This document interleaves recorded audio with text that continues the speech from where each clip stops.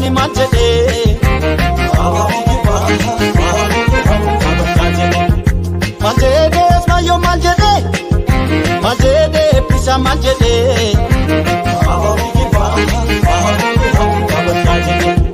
maal jedhee waaqoo maal jedhee taatee maal jedhee gartuu fi galtuu balleessaa jedhee maal jedhee namni maal jedhee sabni maal jedhee gartuu fi galtuu balleessaa jedhee. Ashama harka fuuni daawwattoota Hegeree News Network kun qophii marii haala yeroo irratti hayyoota Oromooti waliin isiniif qabannee dhiyaanneedha. Qophii kana kan isin biraan ga'u ana jaalataa sawaati akkasuma ogeessi teeknikaa istiidiyoo Hegeree News Network irraa gammadaan waliin jira.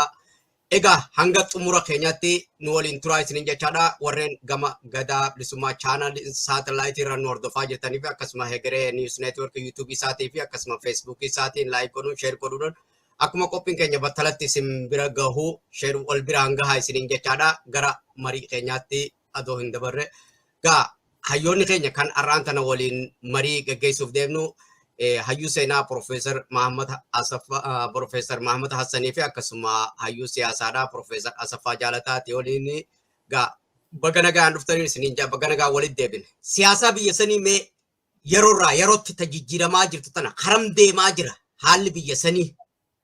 Addunyaa hundaaf hojii manaa ta'e Afrikaan adoon hafin akkasuma addunyaan tun halkanii guyyaa miidiyaaleen jiranii fi United Nationiin hundinuu dhimma sanirratti mootummoonni gurguddaan cuftinuu halkanii guyyaa hordofaa jiran. Haalli biyya sanii haram deemaa jira.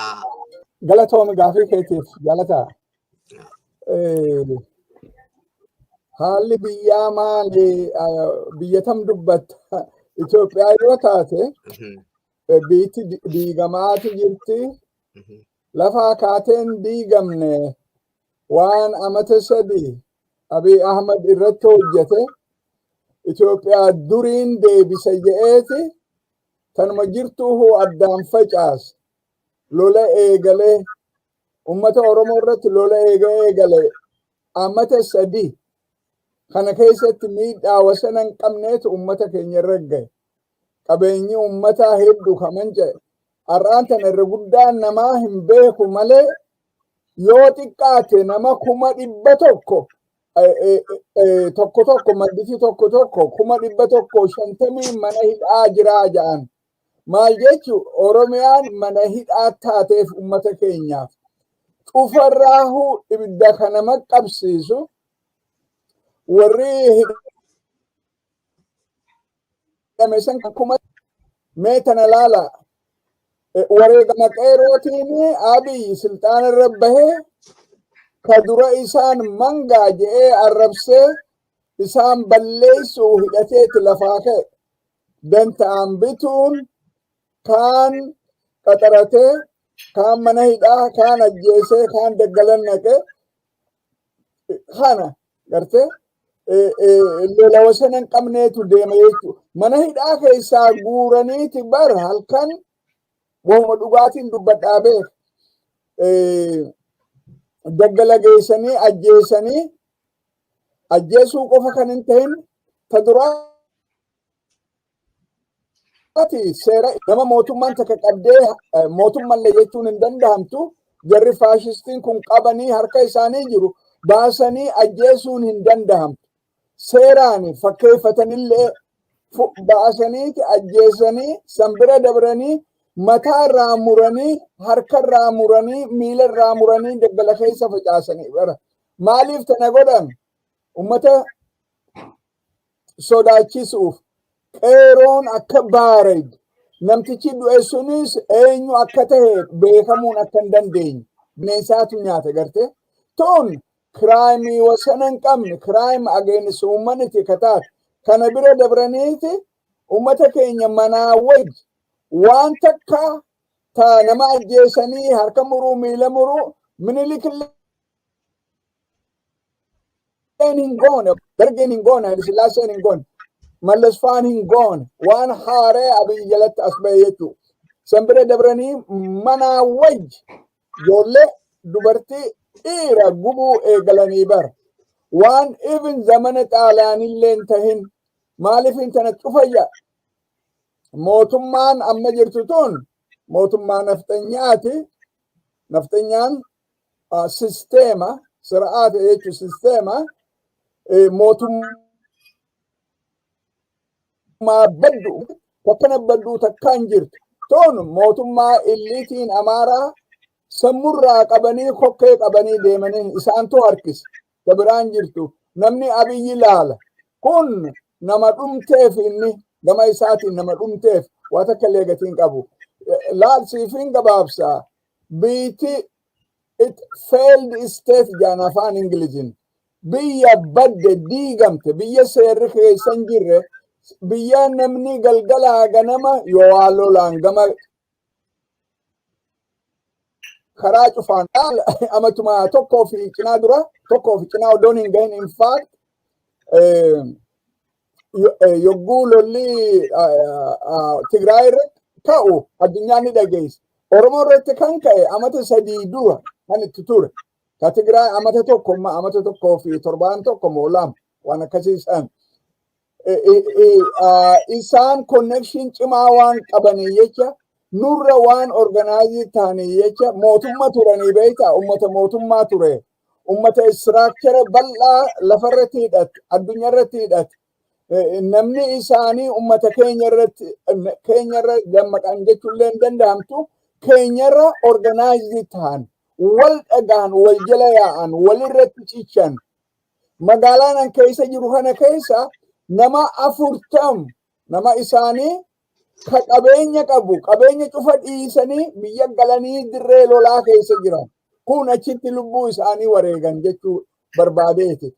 Tanaafi wanni isaanii hedduu dhagahamte.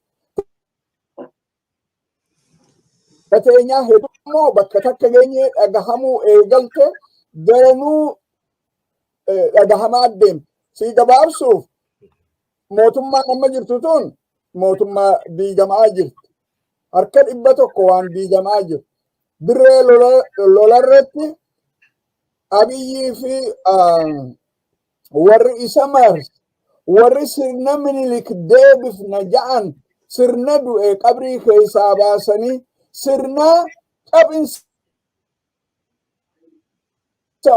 barra hin ta'in ummanni keenya eega cabe booda sirna keessatti akka gabratti gurguraman sirna jalatti gabbaarii ta'anii gabbaarii jechuun gabrummarraa addana hin jirtu. Ummata keenya ka dalagee naftanyaa ummata qawwee qabatee biyya bulchina ja'anii ummata keenya zarafaa bahe ummata keenya nyaachisaa ture. Sirna ummata keenya nama cufaa gad godhee if tuffachiisee ummanni keenya akka if jibbu akka if tuffatullee godhe. Hanqa ammatti biyya san keessatti ummanni heddummina qabu ummata Oromoo taate ummanni cufarraahuu tuffatamaa har'allee zamana mindaan kafalamee fi Oromoo ka arrabsan Abiy Ahmad namni ja'aniin kun mindaa kafalee fi nama meeqa galgalaa ganama ka Oromoo abaaru Oromiyaa abaaru siifin gabaabsaa dandayyii isaaniitiin Oromiyaa diiganii jiranii Oromiyaan akka laalcha kiyyatti abadan hin diigamtuu lafee ummata keenyaatiin jaaramtee hegerees lafuma ummata keenyaatiin itti fufti.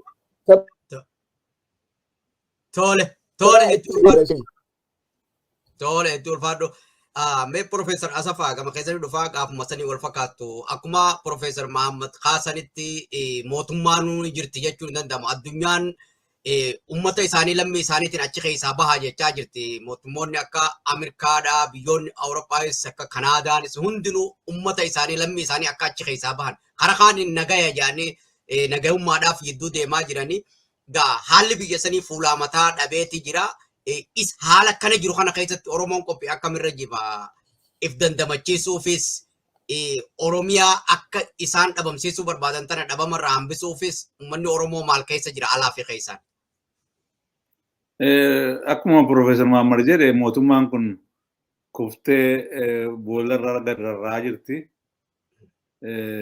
Uummati Oromoo maalirra jira kan jedhu gaaffii cimaadha. nuti biyya keenya jirru garuu fagoorraa akka dhageenyutti uummata Oromoo keessaati wobootu lolaa jira.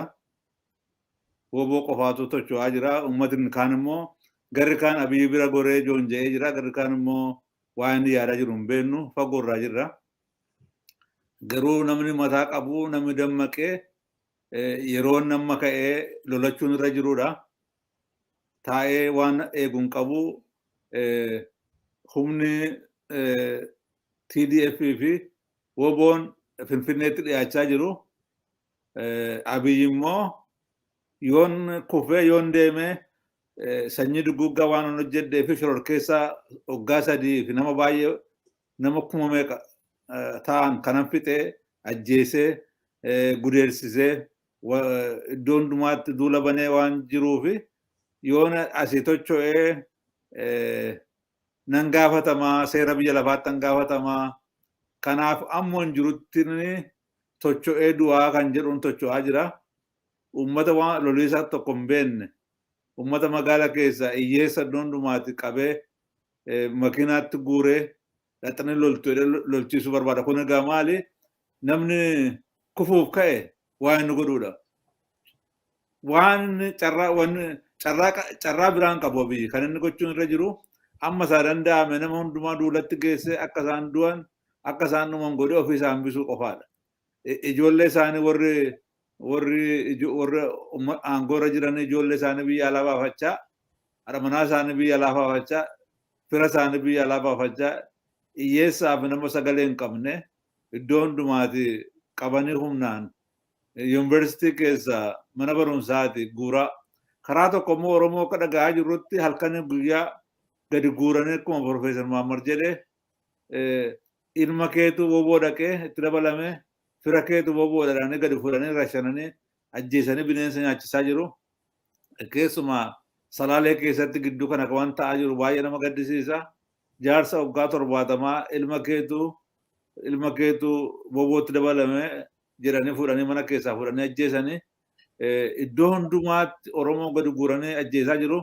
Wallagga keessaati Amaara karaa guuranii Amaara fidanii uummata Oromoo ajjeesanii akka isaan fixaa jiran karaa hundumaan duulatti bananii Affaarin hidhachiisanii uummata Walloo irratti Oromoo Walloo irra ficcisiisaa waanuma isaa danda'ame amma isaa danda'ametti of oolchuudhaaf jedhee carraaqaa jira. Garuu itti dhiyaachaa jira. Utuma achi taa'ee jiru humni warri loltuu iddoo hundumaatiin gara Finfinneetti yaa'aa jirti.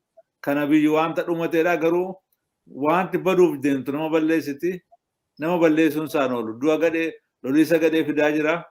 Namooti isa duukaa yaa'aa jiran nafxanyoota waan jedhu nafxanyaa Oromoo, nafxanyaa Amaaraa warra sirna kana deeggaran hunda isaanii horii guurrachuudhaaf, lafa gurgurachuudhaaf, nama saamuudhaaf warra isa bira dhaabbatan malee sirni isaa kufeera. Biyyi lafaa hundumtuutti galagalee jira. Badiin hojjetu, badiin mootummaan isaa hojjetu irratti hubatee irratti ka'ee jira. Mootummaan kun mootummaa badiisaati. Uummati Oromoo kana dhaga'ee egaa akkuma dhageenyu miidiyaan qabanii miidiyaa kan sobatti fufaa oolu miidiyaa Abiyyi miidiyaan waan asitti dubbannu fa'aa kun uummata Oromoo bira gahaa. Uummati Oromoo badiisarraa of oolchuuf ka'ee ol duukaa akka inni tochee ofirraa dhowwatu abdii qabna. Maaliif si'achi uummata Oromootti waan himan baay'ee hin jiru. Baree jira.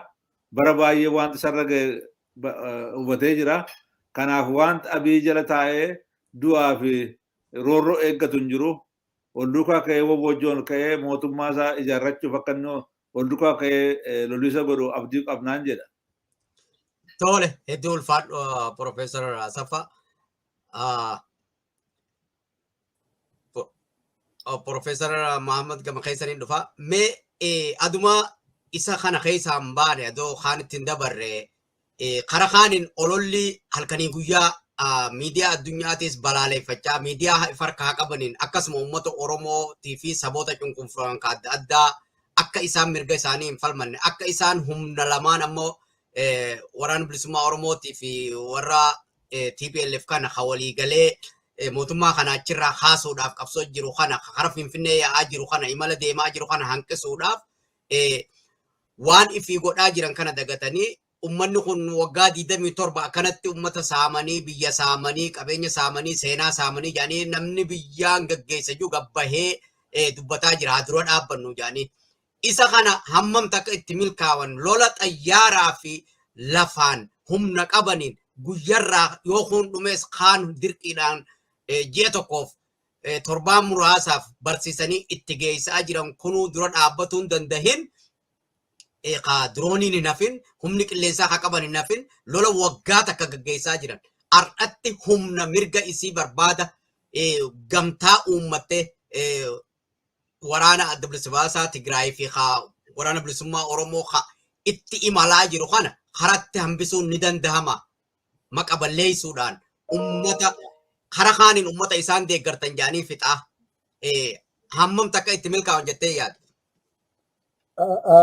Obboleessa kiyya hin milkaa'an dhugumaan siin ja'a hin milkaa'an tun waan dhume wahuma gijee eeggattu akkuma immoo Profeesar Asaffaan akka gaariitti jedhetti laal badaan balleessa jedhanii ta'a biyyiitis hireen isaa kanuma amma booda namuma fixuu namuma balleessuu malee obboleessa kiyya waaniin har'aan tana guyyaa har'aa dhagaye warri OPDO hamma maqaa jijjiiratee bilchiginnaa ifiin jiru OPDO'n ajooytu xurooytu maqaa hanqafeeti jijjiiramtu ajaan isaanii xiraa'ummaan isaanii waan irraa bahuu miti karaa kamiin biyyarraa baana jedhanii akka tahan dhabanii lafa jalatti Oromootti illee waywaachuu eegalan jedhanii bara dirree baasaniitis ummanni Oromoo wal loluun qabu walii araaramnaa tasanii kophuu sapaareetli irratti dubbannaa. Isa itti dhufne qophii ajandaan ta'an keessa qabna. Yaa isattiin sii dhufa gaafii ta'e odoon siin deebisuun dura waa lama karreefu na gaafatte kaniin irraanfadhee bira dabre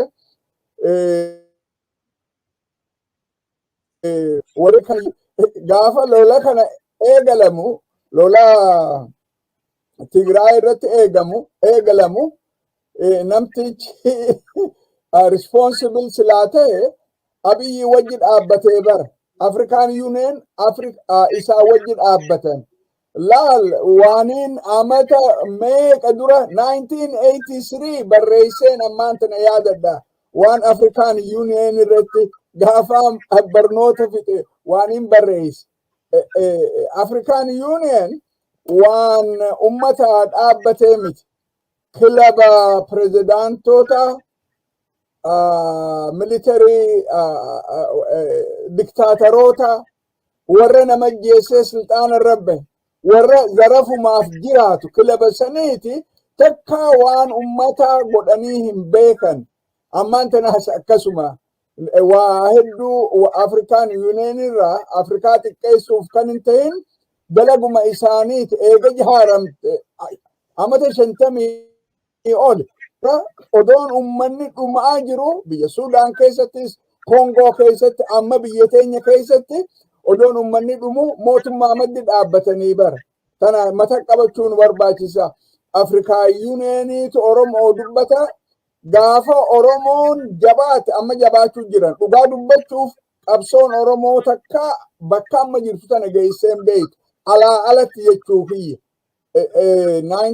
1991-92 bakka qabsoon Oromoo hedduutti jabduu ture ammoo Oromiyaa cufa keessa waliin geenye har'a cufa wal geessee jirti gaafa ummanni keenya jabaate gaafa ummanni keenya Oromiyaan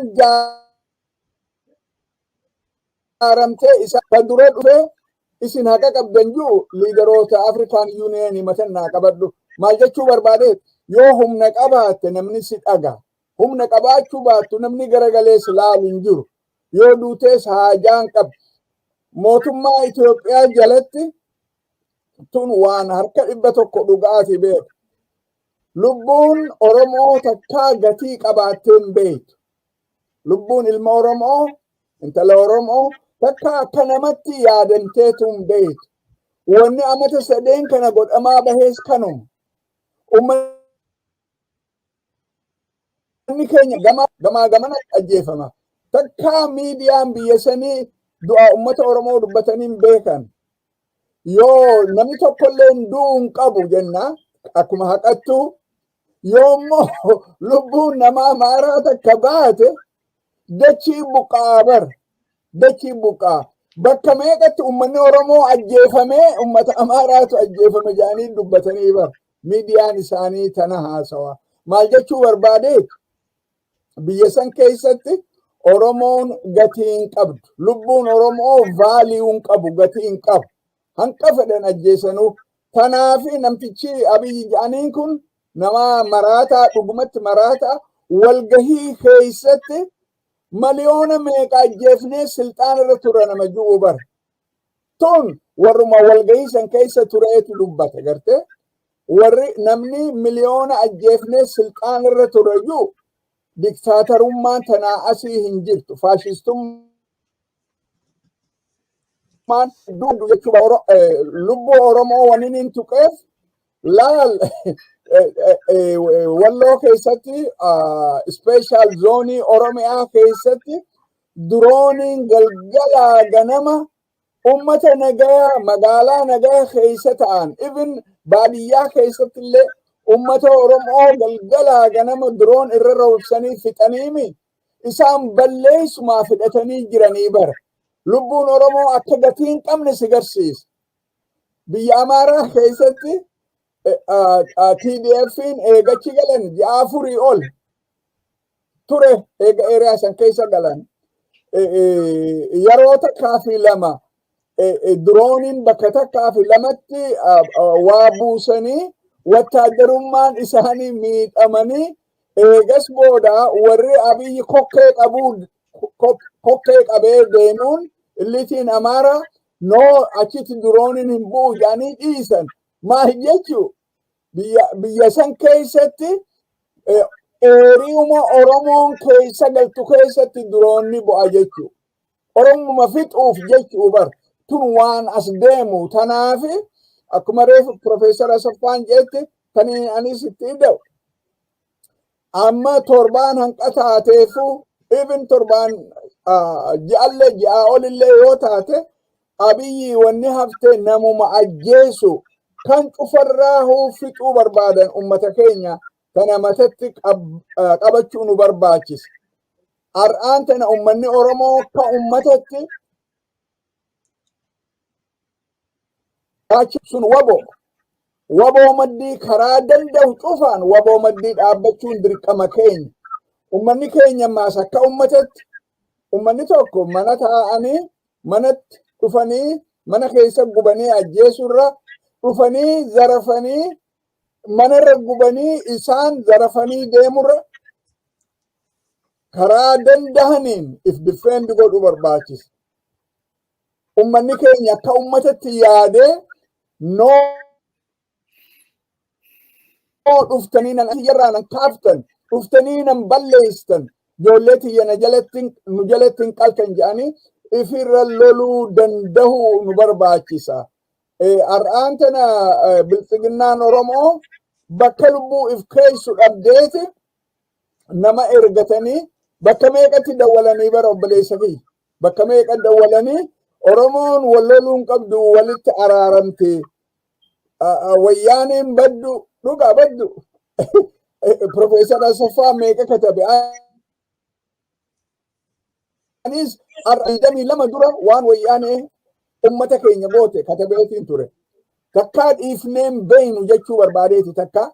Ammoo sirna san keessatti ummata keenya ka fixe wayyaanee kan hin tahin loltu wayyaanee kan hin tahin OPDO meeshaa isaaniiti wani dhaabaniifis ajaja isaanii fudhatanii nama balleessu. OPDO'n harree fe'amtee meeshaa fuutee dana qaltu zaraf san isaan akkuma liidaroonni TPLF badaa turanitti san daran bada sirna san keessatti guddatanii san jala turanii Abiyyi faan nama keenya ficcisiisuu tureemi. Wanjalanyaan tokko yoo jiraate number 1 cufarraahu Abiyyi bar listii jira nama inni ajjeesise obboleessa kiyya waa meeqaa gabbahuu ta'a yogguu sirni kun jijjiirame waa meeqaa gabbahuu ta'a isaantu amma ummata keenya kana akka ummata kallee hin beeyne ummata gowwaa ummata akkuma bishaanitti maagada qotanii karaa fedhan deemsisan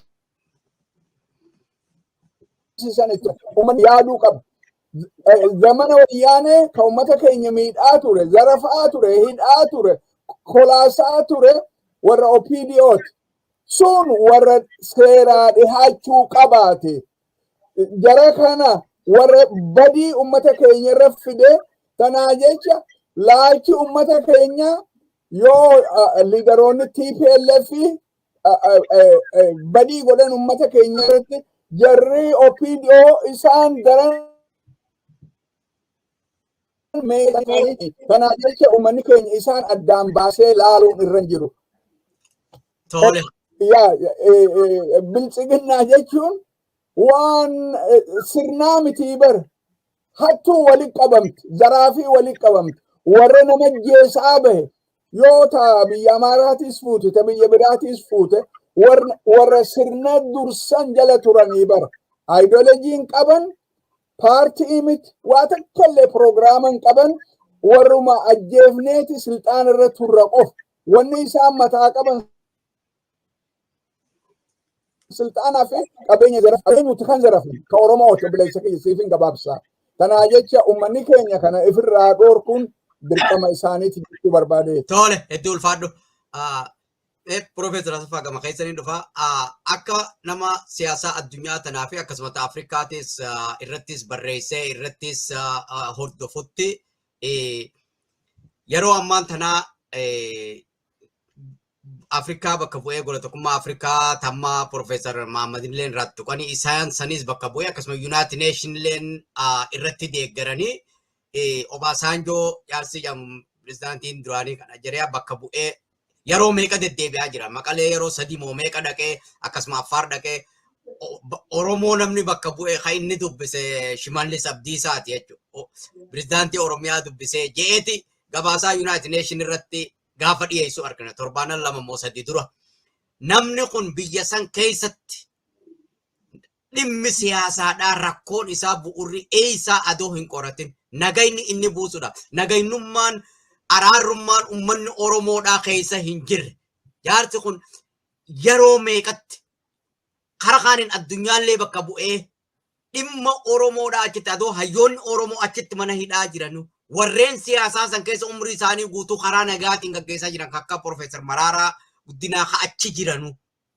Namni kun adoo dhimma Oromoo tokko hayyoota Oromoo qaba hidhaa jiru cufa marii keessallee galchin nillee kaasin waltajjii dhufurratti illee ibsa dhufurratti illee baasin Oromoon rakkoo tana keessatti yoo hirmaatte furnaanni hiikkata jeellee kan kaasin tuffii Oromoo irraa qabumoo ummata Oromootiitu takkaahuu biyya keessa kan jiranis hunda jiranis warra Afrikaa Union jennu kana teessumti isaanii magaalaa Finfinnee walakkaa jirtu kana hin qunnamne moo tuffii Oromoo irraa qabamoo moo mootummaa jiru kana leellisamoo moo inumaa mootummaa kana bakka bu'amoo wanni gaafii namatti ta'u. Kan United Nation gabaasaa keessatti waraana bilisummaa Oromootiif waraana Tigraay kan karaa Finfinnee deemaa jiru akka magaalaa Finfinnee keessatti lolliin taane irratti jedhanii gabaasaarra dhiyeessanii waltajjii san irratti kan dhiyaatan mootummaa Noorwee qofa ammaas dhimma Oromoodhaa hadhumaa jiru achirratti hafte jechuudha. Warreen mootummoota isaanii bakka bu'anii achirra kaa'an. Jaarsi kun tasuma ittiin gufanne Obasanjoon kun Affaaritti deebi. Tigraay yeroo meeqa deebi. Ummanni dhumaa jiru kan Oromootis asuma keessa jira. Mee waan kana akkamiin ilaalta akka nama siyaasaatti akka hayyuu siyaasaatti Profeesar Asaffaa.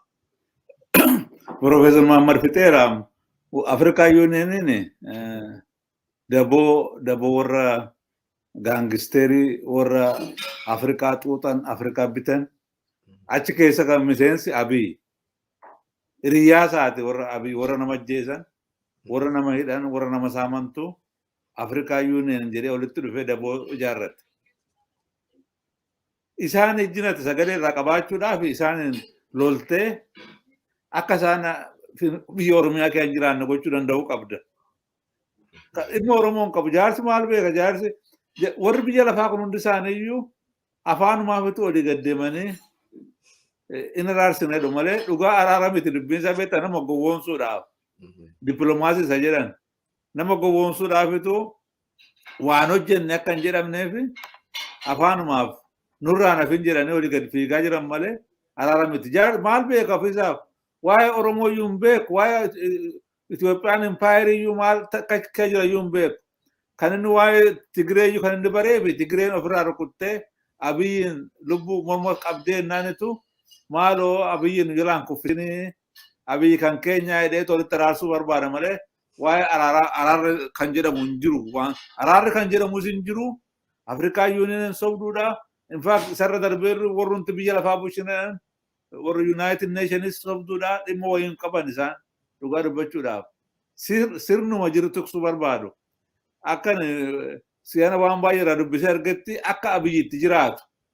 Abiyyi akka aangoorraan buunetti xinnooma ishee waa jedhee warra lolaa jirutti araaramee ofiisaaf akka inni aangoorra si tursuudhaaf olii gad fiigaa jiran malee araara dhugaa buusuuf sitti fakkaatin. Araarri soba irratti hundaa'u. Araarri dhugaa irratti hundaa'a. Namni sobu namni dhugaa irratti hundoofne araara fiduu hin danda'u. Kanaaf kan isaan gochuu barbaadanii akka warri lolaa jiran kun qawwee lafa kaa'anii waan Abiyyi jedhu akka godhaniif godhaa jiru malee dhuguma araara fiduudhaan miti. Kanaaf jaarsatti hin faradinni warri isa warra muude warra Afrikaa Yuuniyoonii namicha gadi ba'ee mootummaan Itoophiyaa waan gaarii hojjechaa jira jedhee bira dhaabbate nama sanatu isa muude beektaa? Hundi isaaniiyyuu biyya lafaan na laalte yeroo Abiyyi dhaqee torban lamatti fixee deebi'e jedhe calluma jedhan dhuguma se'anii. Kana yaadattaa? Calluma jedhan gaafa mo'amuun dadhabamuti waamu calqaban. Gaafa waraana adda bilisummaa Oromoo balleessuun dadhabuti maqaa dha'uu calqaban. Yoo humna qabaatte qofaa si dhaggeeffatu malee jirarraa waan hedduu hin qabdu. Dhugaa yoo barbaade namni ofiisaaf of ijaaree lolatee jara kanarraa araarri dhufee nagaan bu'atu hin jedhin nagaan nu harka jiraa nutu nagaa buufata jedhee Oromoon harka wal qabachuu qaba. Isa isheen amma sila Profeesar Mahammad maal jedhee nama ergatanii Oromoo taraaramuu barbaadu waan hundumaa Tigireetu godhe. Tigireen waggaa 27 Oromoo miiti. Warri kun immoo waggaa 30 Oromoo miidhan. Waggaa 3 warra kana caalaa Oromoo miidhan jechuudha. Isa Tigireen hojjechaa turte caalaa Oromoo ajjeesuu, dargaggoo ajjeesuu, nama qaluu, nama bineensa nyaachisuu kan godhaa jiru jara kana. Jarri kun sirni Habashaa, sirni nafxanyaa yeroo hundaa sirna nama nyaatu, sirna bulguutii, haqi isaan biran jiru, dhugaan biran jiru, mootummaan biyya lafaas, mootummaan Afrikaas warra kanarraa adda ba'anii ilaalamanii nagaan kan inni dhufu yoo ummati cunqurfame loliisa isaa jabeessee namicha nama nyaatu kana namicha jaamaa wallaalaa waan tokko hin beekne namicha ulee dura kaa'anii nafxanyooti karaatti agarsiisan Biraanuu Naggaa fa'aa karaatti agarsiisan lollee moona jedhanii warra akka Biraanuu Naggaa fa'aa nafxanyooti iddoo hundumaa dacha'anii nafxanyaan akka isaatiin ni nafxanyaadha. Oromoo gowwoomse Oromoo dhalee waan tokko karaa Oromoo iyyuu hin qabu. Oromoo balleessuudhaaf nama kutatee ka'e sabboonummaa Oromoo eenyummaa Oromoo balleessuu kan ka'e warri biyya lafaas waa'ee Oromoo radantaa tokko iyyuu hin qabaanne miidhaa Oromoo irra gahaa jiru iyyuu waan tokko dubbachaa hin jiranii yeroo namni ajjeefamee iddoo fedhetti gatu eenyutu ka'ee dubbata. Warruma humaan raayiti giruupii qofaatu dubbata malee isaan iyyuu immoo waan tokko hin godhan waa'ee Oromoo irratti bada irratti hin xiyyeeffatan. Kanaaf waa'ee biyya lafaa jaarmotiin biyya lafaa kun baay'ee nama gaddisiisa nama isaan hin beekneef waan guddaa fakkaatu beektaa. Waraabessi biyya hin beekne dhaqee itillee naaf haa jedhan warra akkasiiti jarri kun amma jaarsi kun olii gaffiigu jaarsa guddaa sitti fakkaata. Jaarsa salphaadha ofiisaafuu nama biyya isaatii keessatti iyyuu nama boota baay'ee warra fixe harka isaa irraa dhiigatu jira beektaa namni kun nagaa maaliif fide namni kijibaan namni waa'ee nagaa iyyuu hin beeku namichi kun. Kanarraa waan eeganuu hin jiru tokkoyyuu. Tole, hedduu ulfaadhugaa isuma kana bakki dhugaan jirtus isuma tana naguma jidduu deeman gaa sirnuma kana aangoo irratti oolchuuf dandamachiisuuf yoo dandeenya jedhanii deemaa jiranii gabaabatti inni kun kanuma Profeesar Mahammad Reefullee kaaftanii turtanii asirratti waan dabaltu qabda dhimmuma amma deemaa jiru waan araaraa jaan kanarratti ijaarsi hedduu deemaa jiru kanarratti waan dabalatu yoo qabaatte adoo biran dabale. Yaa niin qaba. Obosaan Joon ka isaa file African Union isa representi godhaa bar. Nama xuurataa bahee taa'u isaatu dhagahama jedhanii achirraa fidanii wanta godhan. Inni meeshaa Abiy beeyta Abiy zamana dura lola yogguu dura eegalu nam tokkollee hin dhagahuutuun shiftaa tanaan yogguu takkatti fixee eegas boodaa wanta ta'a jedhee amma eega moohamamee loltuun isaa diigamtee qawwuma isaaniitiin madaafuma isaanii kenneen eega TDF'n dhukeerraa kaafte waboon meeshuma isaaniitiin if gurmeeysanii bakka meeqa keessaa xaraganii eega yaasan boodaahi African Union ni barbaachisa jee eegas boodaa koottaa jeeni wahuma Abiyyi tun ajenda laal yoo Abiyyi sultaanirraa kufe biyyaa diigamaa jaanii ilaalanii bara. Akka dhugatti yoo inni biyyarra ture biiti duruun diigamte silaayisi ni dhumti jechuudha. Yoo karaan ummanni akka ummatatti yoo wajji jiraachuu danda'e karaan itti danda'an inni sultaanirraa bu'ee sirna inni niin diiga jedhee hidhatee amata sadii irra hojjete san sirni sun akka jiraatu godhu gabaabotti ummanni Oromoo odoon ifirratti laal angalgalaa ganama pointii tana yoggayu gadiin cimsa maaliif ummanni keenya yogguu biyya xaqlaa gizaatitti addaan baasuu turan wanni isaan addaan baasaniif geographer 1959 arran seen obboleessa kiyya kitaaba tokko barreesseeti amata 40 duraan Londanitti dubbise kitaaba san maal ja'a seeta modern administrative structure wanni Haile Sillaaseen dhaabeef provinsitti adda addaan wanni dhaabeef ummata Oromoo addaan facaasuuf ja'ee katabamee bar. Har'aan tanaas wanni barbaadan ummata Oromoo addaan facaasu. Oromiyaa tana diiganii gandatti galchuu. Gandatti galchuu qofa kan hin ta'in bakka kudha tokkotti addaan baasuu kan hin ta'in bakka 30 addaan baasanii basically wanni identity Oromoo akka gaariitti addunyaa Oromiyaa san balleessuuf kakataniiti jiran laal kana lafaa kaaseen dubbadhu waan dhugaa waan ta'e gaafa Abiy dura Bahardaar dhaqe jaraa Amaaraatti illiiti warra biyya Amaaraa bulchuu wajji dura waan ummata keessa dubbatanii miti booda kophuu bahanii yogguu haasan jarana na dhagahaa je'een guyyaa tokko dubbiin tun gabbaate an nama keessani jaartiin tiyya nama keessani an aadaa teessan keessatti guddadhe akkuma isin Itoophiyaa dur akka deebitu feetan isin daranii san fedha taniin deebisuuf san isin kan sodaatan sabboonummaa Oromooti san isinirraa hin cabse Oromiyaas isinirraa hin diiga je amata sadii dura tana kan je'ee san balleessuuf galgala kanaa jecha kun diina Oromooti.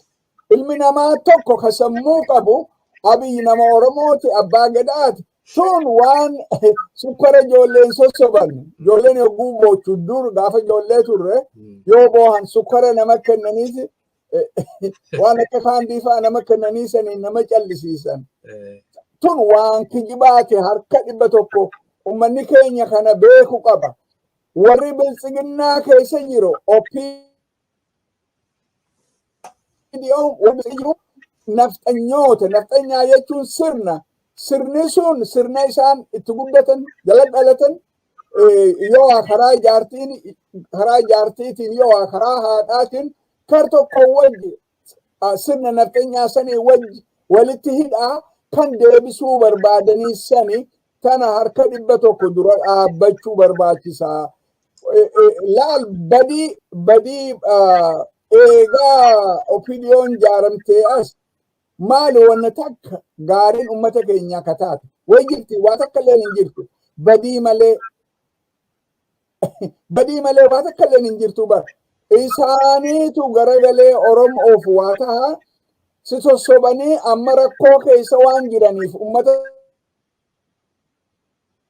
keenya abbootu badii godhee suniin dalaytu taalammaa magarsaatu ummanni keenya amata 3 dura 2018 yogguu inni as bahee arrabooda goftaan keenya ummata Oromooti yogguu inni jiru namni dhugaa seenee beezikaalii isaan fudhachu wanni akkasii sun hin jirtu. Amma booda ummanni keenya liidaroota isaanii ka dhugaa amanuu malee waboo amanuu malee kiyyibduu ajjeeftuu warra nama balleessu ummata crime malee waa takka illee hin beekne kana dhagahuun qabu. Zamanni isaan dhagahan dabre akka ummatatti yaadanii warra Oromiyaa balleessuu deemu warra Oromummaa balleessuu deemu ummanni keenya akkamattuu isaan dhagaa qaaniitun tun hafuu qabdi jechuu barbaadee obboleessa kiyya. Tole, hedduu ulfaadhu Profeesar Mahammad. Mee Profeesar Asaffaa afii keenya isa dhumaa irra geenyee jirra. Lafa jalatti wanni gungumamaa jiru akkuma Profeesar Mahammad jalqaba irratti tuqanitti abbaa duulaatiitu zamana ammaa kana sooshaal miidiyaa waa hunda hanga fedhannee dhoysina jennis gaafa isaan ulaa cufatanii Oromoo dhabamsiisuuf mari'atan jalaa gabbaati.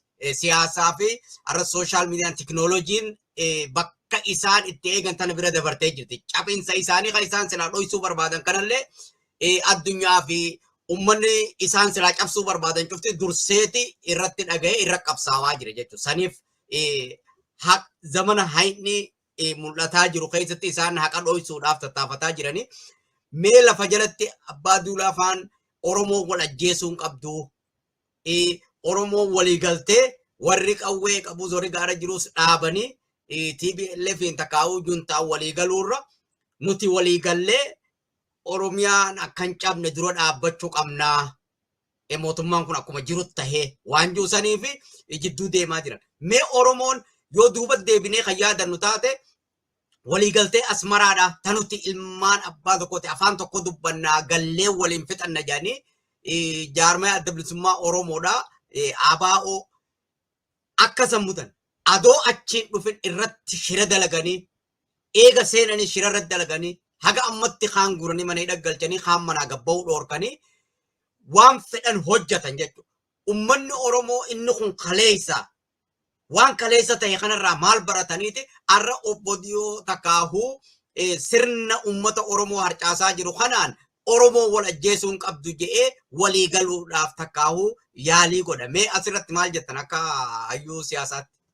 Tokkoffaa jarri Oromoo miti. Naftanyoota jarri Oromoo afaan Oromoo dubbatti biyya Oromoo keessatti guddattee Oromoo irraa dhalachuu dandeessi naftanyaadha ilaalchi isaanii. Waan isaan sodaachise maal sitti fakkaata? Oromoo wallootu ofirraa rukutee diina bilisa baase. Oromoo walloo hojii walitti dhufeenya WBO fi TDF hojiirra oolche. Walii galanii diina mancaasanii mootummaa mataa isaanii mootummaa Oromoo ijaarratan. Kun gad dhufee jennaan nu balleessaa Oromoon sobeetu cal jedhee ta'a malee gaafa jarri nu bira ga'anii jaraajjiin ol ka'aniitu WBO wajjin ol ka'aniitu mootummaa Oromoo ijaaruu kanaaf hin gowwoomsinadhaan. Nama baay'ee gowwoomsaniiru dhuguma horiidhaan bitanii namoota warra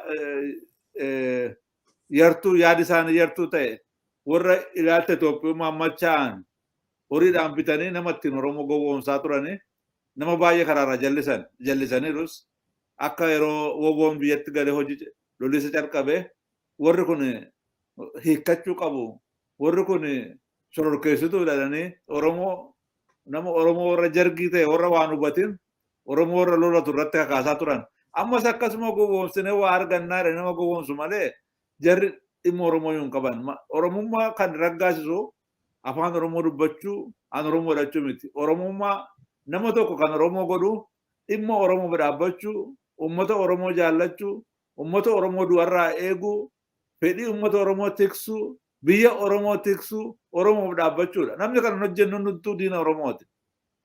Oromoon kan baruu qabu amma seenaa loliisa adeemamaa jiru kun Oromoo irratti adeemamaa jira. Kana galuu iddoo fedhetti iyyuu lolamu. Karaa Sumaalee isa lolamu. Karaa Tigree isa lolamu. Karaa Amaaraa isa lolamu. Kan isaan cabsuu barbaadan hundi isaanii humna Oromooti.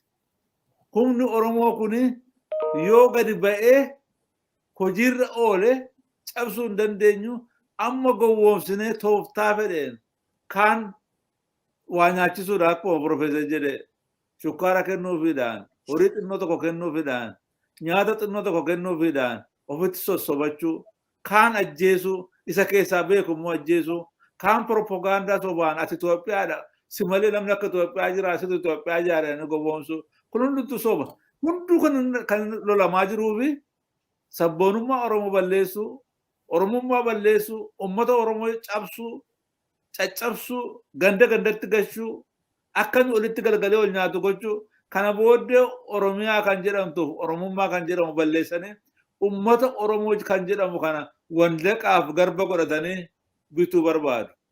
Amma wandaqa godhanii uummata Oromoo lafa isaarraa fudhatanii biyya Arabaa keessatti garba ta'ee Oromoon dhidhiitamaa jira.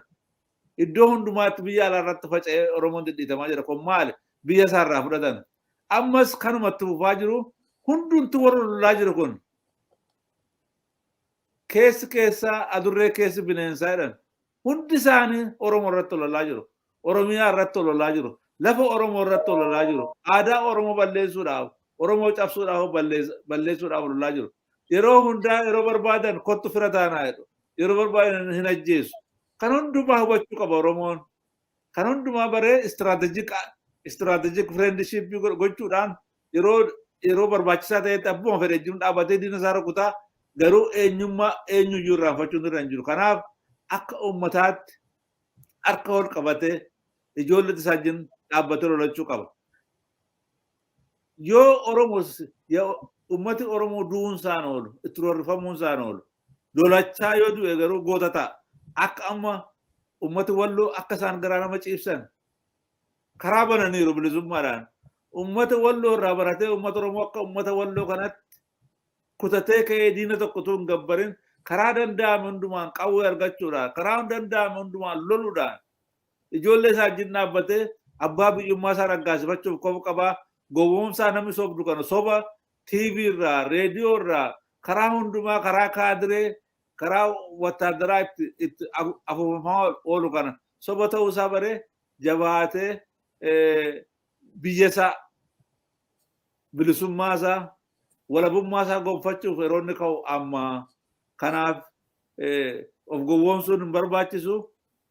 Yoo taa'een ilaala jedhe lafa jirutti mana isaatti itti dhufanii ajjeesanii lafa isaarraa fudhatanii badiisa guddaa uummata Oromoo irratti geessisu.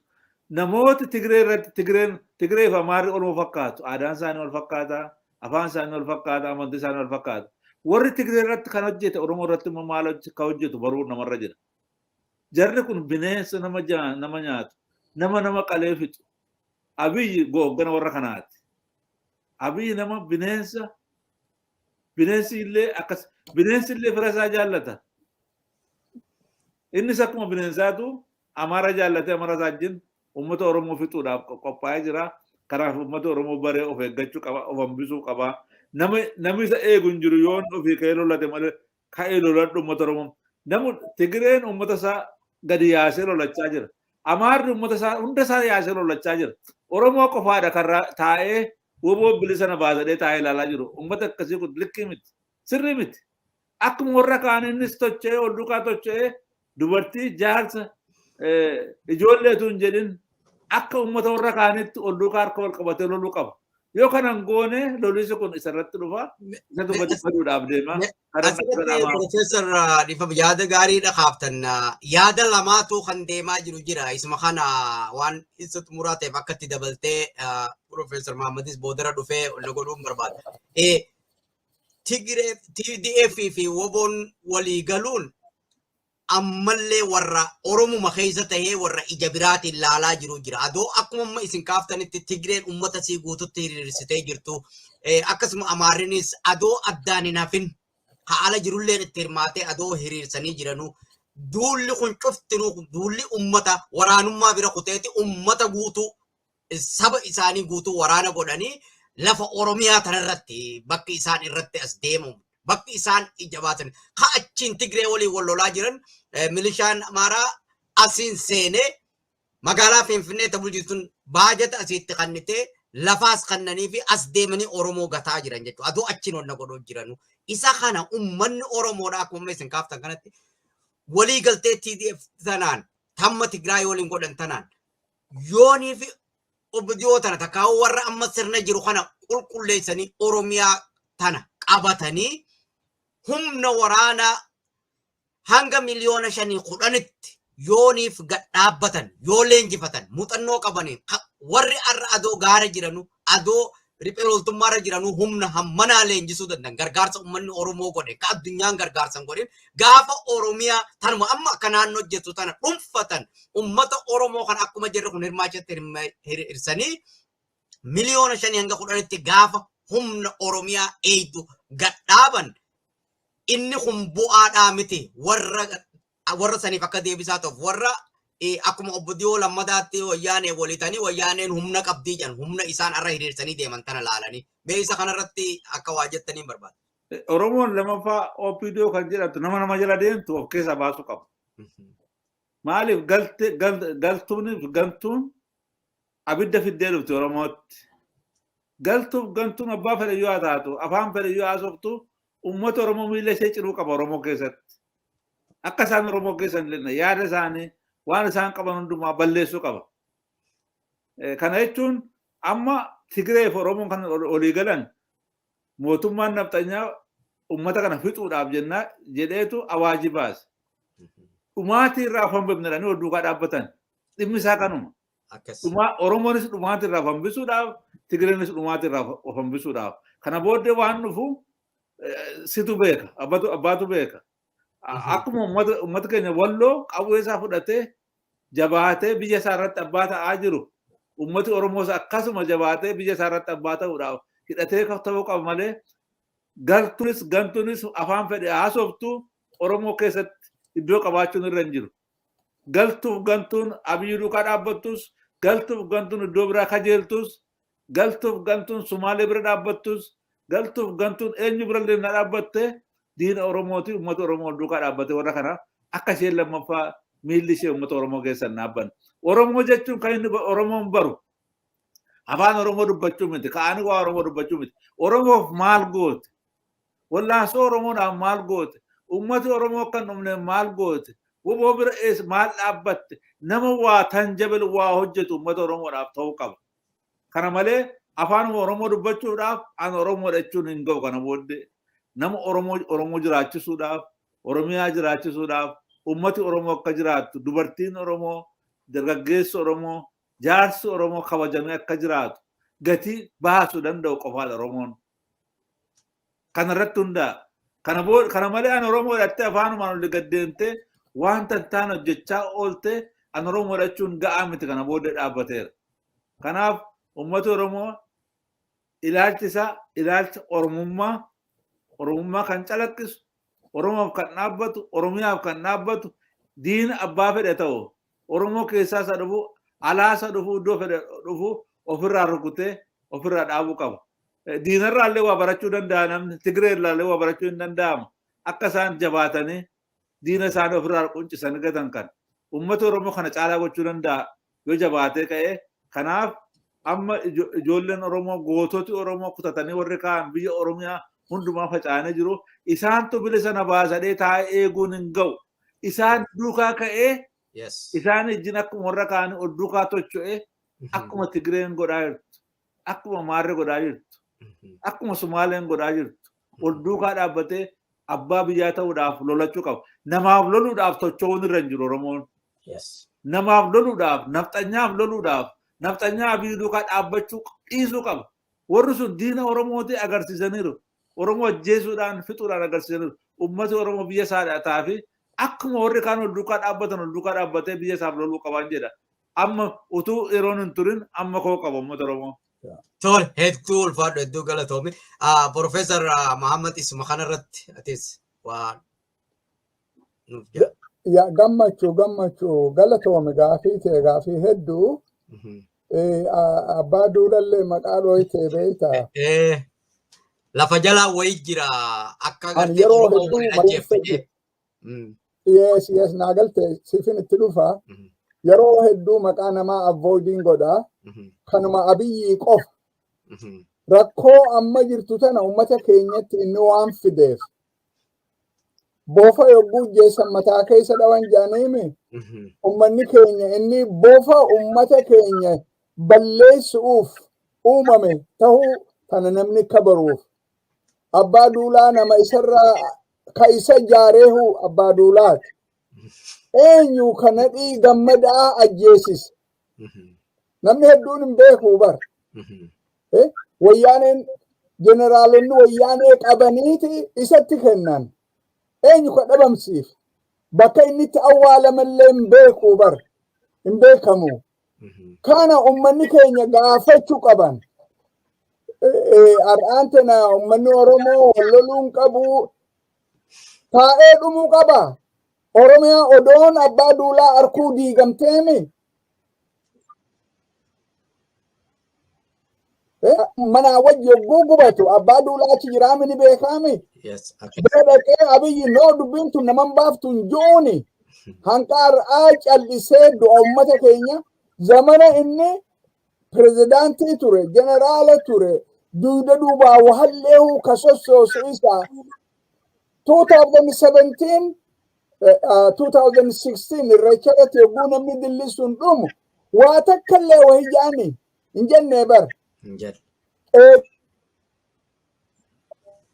gaha caaluun ajjeese qorannoon dhiyoo nama agarsiisu namni Oromoo 600 ka ajjeefame obboleessa kiyya sababa du'aa caaluu san irratti inni du'eemi kaanis jalaa balleessine jedhanii Shaashamannee keessatti badii akkasitti taate mana gubate waamee warra security Abiyyi godhee bar waan dirree bahee jiru isa qofaa miti warri alarraa galee kana maqaaneessu qabsoo Oromoo keessa warri ture mootummaan tun mootummaa Oromooti ilma abbaa gadaati ni qaanfadha neencoon faantana gabbahee laal neencoon qabsoo Oromoo keessatti waan gaarii waan godheni qaba shakka sana hin qabne 1992 kan godhe loltuun abaa'oo akka hiikkatanii gandaggalan ka goosise isaa bar lubbuu nama meeqaati kabad badii sanillee ummanni keenya ittiin gaafatamne amma garee galee dantaa xixiqqoo biltsiginnaa arkatu jecha mootummaan tun mootummaa Oromooti maddii dhaabbachuu tun nama qaanfachi nama dur kabaja'aa turre yogguu if xiqqeessee kana if godhu alaas taa'uu danda'a achi waan hin taane haasa'uun tun gaarii miti ummanni keenya baruu qaba warri alaa galee galgalaa ganama lallabu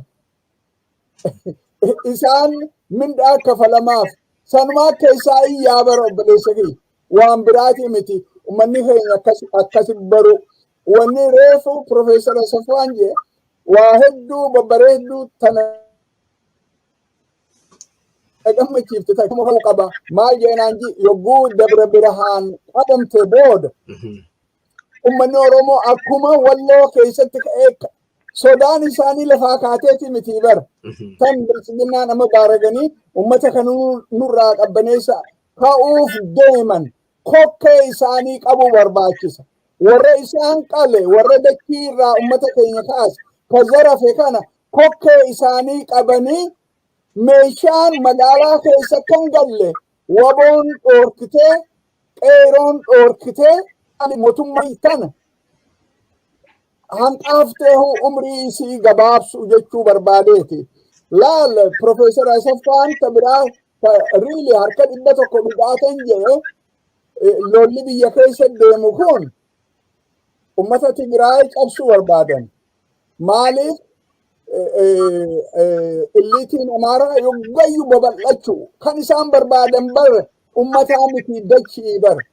Ummata Oromoo dachii irraa dhabame hanqan takka haajaan qaban. Dachii Oromooti kan barbaadan.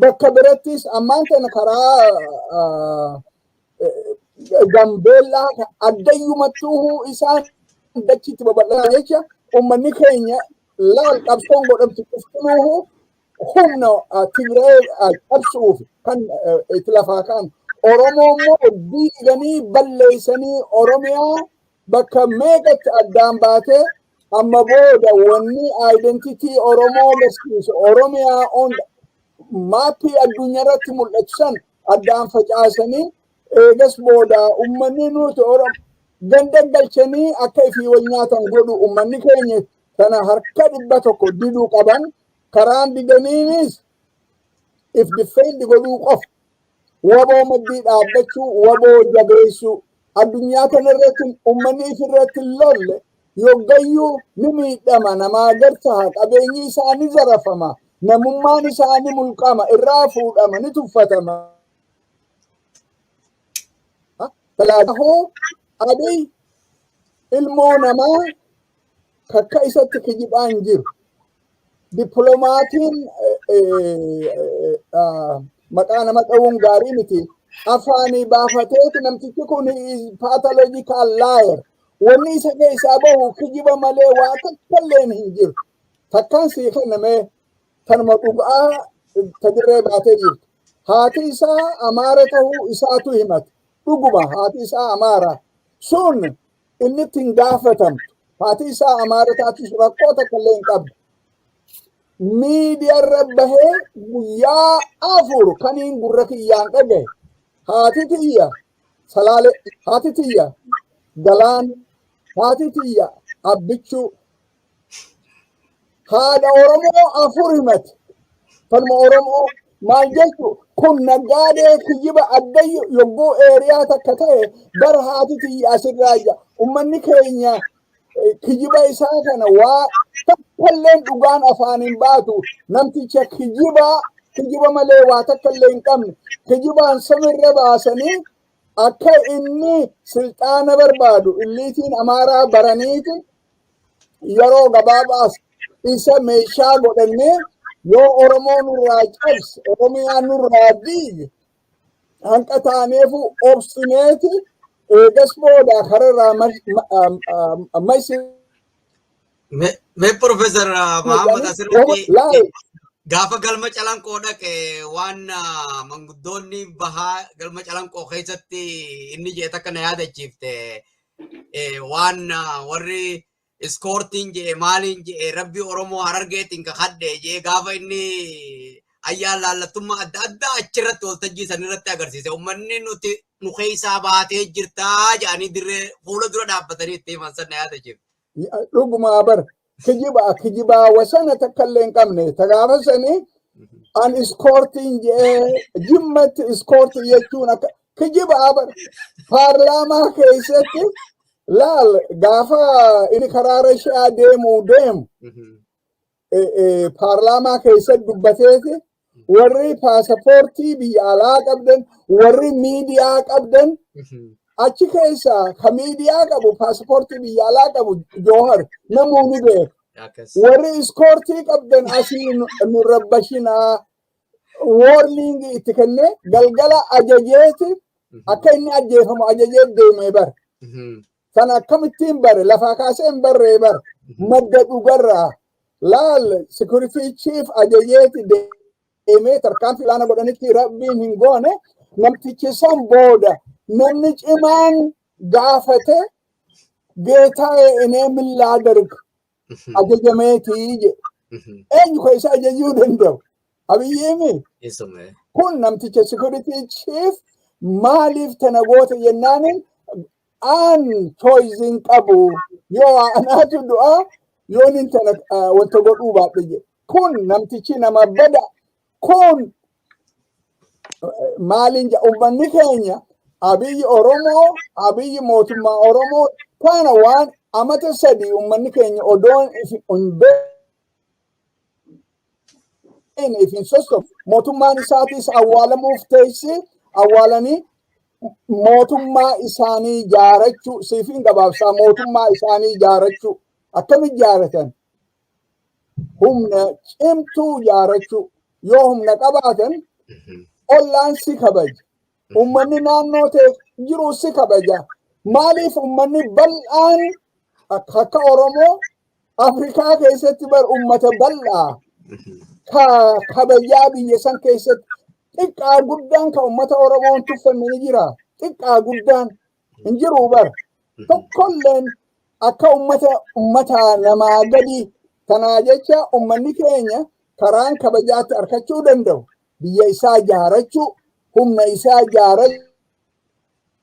ijaarachuu akkasumatti uffachuu ka isa balleessuu dhufu dura dhaabbachuun dirqama isaati gabaabdutti ummanni keenya dachiin garagaltu Oromiyaan akkan diigamne tana deddeebiseetiin jira Oromiyaan akkan diigamne yoo Oromiyaan diigamuu baatte maal jenaan institution keenya jaaramaa hidda hidhachaa humna addunyaan bartuu tahaa deemne jechuu barbaadeeti tanaa jecha jabaatanii ummanni keenya ifirra cichanii Oromiyaa kontrool godhanii akka ummatatti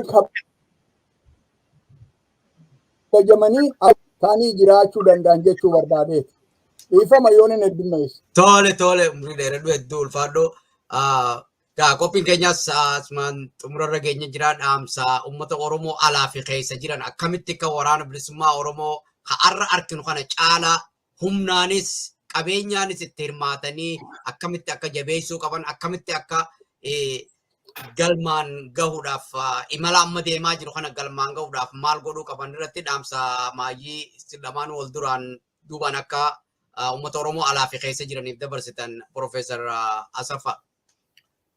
Yaa uummata Oromoo barcuma ulfinaa abbaata of jala baatanii yoo kabajamtee jiraachuu barbaadde yoo bilisa baatee jiraachuu barbaadde yoo mootummaa qabaachuu barbaadde woboo kee bira dhaabbadhu woboo kee gargaari itti dabalame horiidhaan inni horii qabu inni ala jiru horiidhaan gargaaru yaadaan gargaaru waan barbaachisu hundumaan bira dhaabbatu inni biyya kee jiru immoo horiidhaanis itti dabalamuudhaanis bira dhaabbachuudhaan loluudhaan biyya isaa bilisa baasee garbummaa wallaaluma deega tuffatamuu itti roorrifamuu ajjeefamuu jalaa obbaasuudhaaf furtatee qabu qaba. Wanti tokko humna Oromoo dhaabuu hin jiru. Yoo Oromoon afamanee gandummaadhaaf Itoophiyummaa dhiise gandummaaf Itoophiyummaa dhiise Oromummaa isaa fudhatee akka uummata tokkootti wal qabatee kaanaan uummata Oromoo waan dhaabu tokko humni tokko biyya lafaarra hin jiru. Uummati Oromoo yeroo dhiyoo keessatti humna ta'ee abbaa biyyaa ta'ee nyaapha keessaaf nyaapha alaa ofirraa cabsee boonee jiraachuu danda'a. Kana ofitti amanuu qaba Oromoon ofitti amanee hojiitti bobba'uu qaba. Rafuun irra hin jiru taa'ee humna tokkotu bilisa na baasa. Kadhadhee man taa'ee bilisa na baasa jedhee eeguun irra hin jiru. Waaqayyo mataa namaa kenne. Mataa kan inni namaa kenneef dhimma keetti bahi irratti hojjedhu. Irratti dalagadhu. Kanatu si baasaa jedhee mataa nuu kenna. Teenyee kadhachuu qofaan, teenyee bo'oo qofaan waan tokko hin jiru. Kaanee hojjechuu qabna, hojiitti bobba'uu qabna. Kana dhaamsi koo uummata Oromoo maraa. Hedduu galatooma. Profeesar Mahammad. Kiyyaas gabaabduu Profeesar Asaffaan Riilee ka gaariitti jedhee uummanni keenya nama biraatu bilisummaa nu baasa jedhee wanni eegu hin jiru. Ifiif bilisummaa if baasan kan itti boonanii san ifiif if baasan gunju ka dantaa Oromooti jecha wallee dhiisee lubbuu isaa gurguree daggale jiru waboo maddii dhaabbachuun dirqama uummata keenyaati. Isaan lubbuu isaanii kennanii uummanni kun yoo gargaar qaanii wasana hin qabne tanaa jecha karaa dandahaniin gargaaru san qofaa miti. Ijoolleen Oromoo amma gandaan an beekurraa ijoollee dirqiin guuranii nama 30 lolatti erganii tokkoon isaanii keessaan galle obboleessa kee tokko keessaan galle bilaashitti warri biltsiginnaa magaalaa keessaa magaalatti baadiyyattis dirqumatti nama qabanii wanta nama godhan bakka hin jirre hin jirtu har'aan tana Harargeerraa hanqa Wallaggaatti Walloorraa hanqa Boorana Gujiitti addayyuu jirti. Senterarraa Shawaa jechuu kiyya Arsii Baalee addayyuu jirti. Qeeroon dardarri keenya qarreenis qabamanii achi dhaqanii bakka awwaalchalleen arkan beektaa loltuun Abiyyi kam fuudhanii karaa Tigraay biyya Amaaraa geessan irra guddaan awwaalchalleen arkatanii bar namni kaasee wanta godhu hin jiru achumatti tortoranii du'an jechuu tanaa jecha namni ijoollee isaanitti himanii deemtee du'a gatii hin qabnen du'in wabootti dabalamii hanqa dandeessu ummata kee bilisummaa baas yoo san irratti duute haqaan duute hegeree ummata keetiitu sii qajeelaa ummanni kee mootummaa isaa ijaarate Oromiyaa keessatti ummata biraa kan hin miine abbaa biyyaa abbaa qabeenyaa ta'ee mataa ol qabatanii ka qabrii jiru dammaqee itti boona kana gartee kanaa jecha bilisummaa irratti du'uutu haqaa amantiin cuftinuu tanuma jetti bar amantiin kiristaanaa ta islaamaa ta waaqeffannaa cuftinuu tana jetti kanaa jecha dardarri keenya qarreen teenya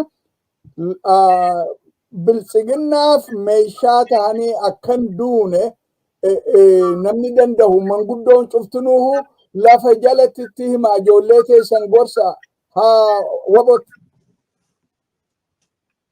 tidamani Oromiyaa alatti akkuma reefu Profeesar Asaffaan jedhetti humni takka ta ummata Oromoo cabsuu dandeessu ummanni keenya ka'ee keessaa yoo hidhate humni takka ta ummata keenya cabsuu dandeessu hin jiru sun tuffii sammuu nama warra nafxanyaan sammuu keessa jirtu cuftinuu yoo ati humna baafte ni facaati gartee kanaa jecha ummanni keenya du'a dhugaa tawa haqa ummata keenyaatiif yoo du'an irra faayidaa qabdi keessaa biltsiginnaa PDF du'uun warra Oromoo ficcisiisu har'aan tana dirooniin Walloo keessatti boru ganama bar Oromiyaa keessa lolli kun yogguu dhufe dirooniin akkasumatti itti fufuu deemanii bar sanii jecha ummanni keenya isin ka bilisummaa if baasu ka if kabachiisu sanaa jecha if hin dagatinaa biyya teessan jaaradhaa